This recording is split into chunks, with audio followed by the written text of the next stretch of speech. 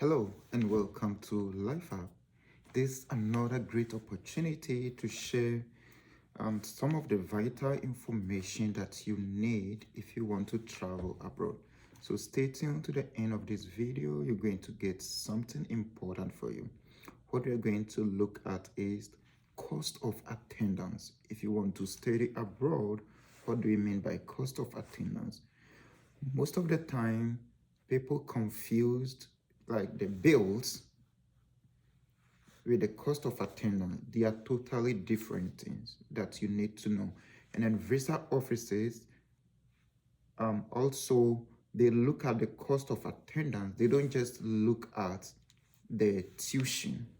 So if you are preparing your statement to send to the immigration office, you should be looking at cost of attendance. So I'm going to explain this in this video. So stay tuned to the end, then you'll get all the information that you need to know about this. If you have not subscribed to Life App, please subscribe to Life App, share it to others, tell them they should also subscribe because there are so many information here. There are so many videos that gives you a lot of information that you need if you want to travel abroad. We give you all the best information. You make your own decision. Okay, so now let's go into it. Tuition fee or fees. See, if you apply to your school and then you are admitted, or even if you go to the school website, what you see there is the fees, or what we call the bill, what will be billed to you to pay to the school. And that mostly consists of the tuition fee, which is the highest one. So that is what we all look at. We all go straight and look at what is the tuition fee. But most schools, I would say all schools, have other bills that they added to the tuition fee. It is not included in the tuition fee, but when giving your bill, you see the tuition and then you see other bills. Some of these bills could be books, some could be maybe lab, IT, some internet, some clubs that you joined, and then like a whole lot of bills depending on the school. But those are not like, the amount is not that huge compared to the tuition fee. So at times we overlook it, we neglect it, and then we concentrate only on the tuition fee. But that is also part of the bills that you need to pay. That is what you have to look into. So what you have to look into. And then one more thing about tuition fee. Anytime you go to any school website, please make sure that you are at the international student page.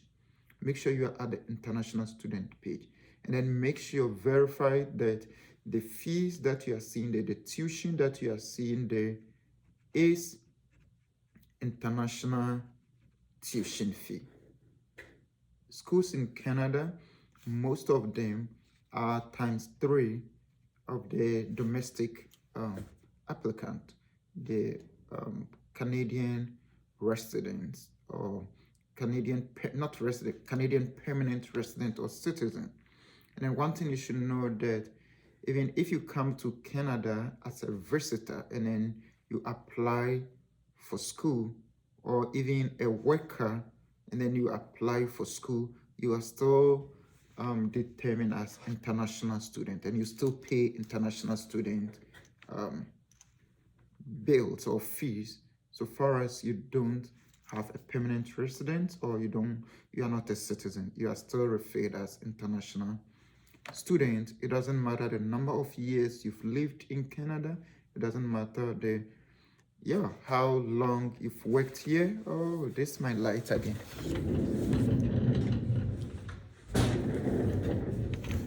Sorry about that. My light at my workplace keeps going off because it's automatic. If it doesn't see any movement, the sensor will just switch it off. So I was saying, check and make sure that your fee that you are looking at is the international, but not the domestic. And I think, yeah, what I was saying really was, if you lived here for even 20 years and you're not a permanent resident and you want to go to school, you still are an international student. So that is the fees or the bill that you need to pay. But cost of attendance, that is different from the bill or the fees, and that is what immigration officers look at. So your cost of attendance is going to include your bills, which I've just talked about, your tuition and then other school fees, bills that you need to pay. So that one, plus your accommodation, plus your feeding, plus your transportation, and then I'll say for your upkeeping. That is so some other things that you might want to do. Yeah. I do not include health insurance, because health insurance, most of the like international students, is like they charge you as a bill. Most schools will charge you as a bill, so that could be part of the bill, or it could be part of something that you have to do yourself. So you see, that makes up the cost of attendance, because that is going to be your total cost. So if your tuition fee and then your bills and everything add up to 20,000, let's say that for the year 20,000, then your cost of attendance is going to be the 20,000 plus your accommodation for the year, depending on where you live. I think I have to make a video on that. I don't know if I've made it already. Depending on how you live, the rent and those stuff, your feeding, how you are going to feed yourself. So some schools will have a hostel for you, or what we call dormitory, or accommodation for you, where they are going to feed you. And so that will be another bill that will have to be added to the tuition and then other bills that goes to the school. And then your transportation, definitely you are going to commute from one point to the other, and then you need to either get into the bus or a taxi or whichever means that you need to travel. You have to get it. And then your upkeeping, you definitely wear clothes, you definitely change certain things. So your phone bills and then all those stuff, your internet bills, so they all come together to form your cost of attendance. So it is very important that you know the difference between your cost of attendance and then your fees. You know the difference between your cost of attendance and then your fees. Please, that is very, very, very important, because if your fees and everything is 20,000 for the year, and then you think that your statement, you have maybe 25,000 in your statement, so you are thinking that it's above your tuition and then your other fees, the officer might be looking at your cost of attendance.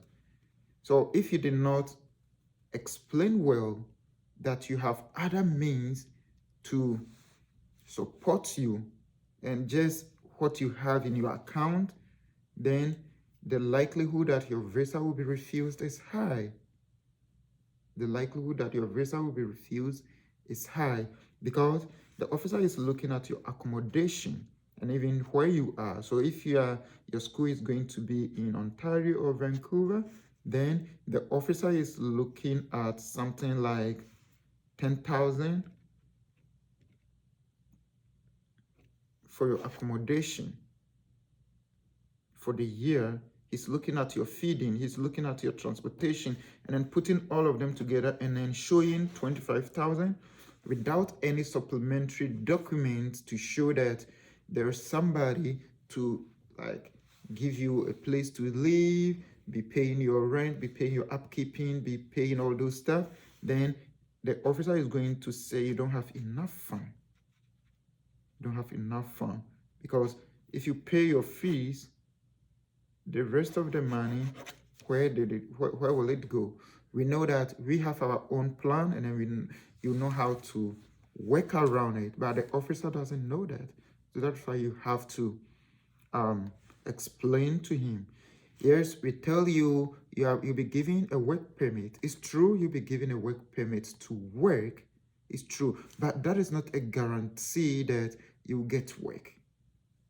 The work permit that will be given to you is not a guarantee that you are going to find work. So the officer cannot, based on that, and say, yeah, you'll be given a work permit, so you are going to work and then get some other money to supplement what you have in your account. There's no guarantee to that. So he cannot, or the officer cannot guarantee that you have a work permit, so he will allow you to go in. So take note of your cost of attendance, and then make sure that when you are preparing your statement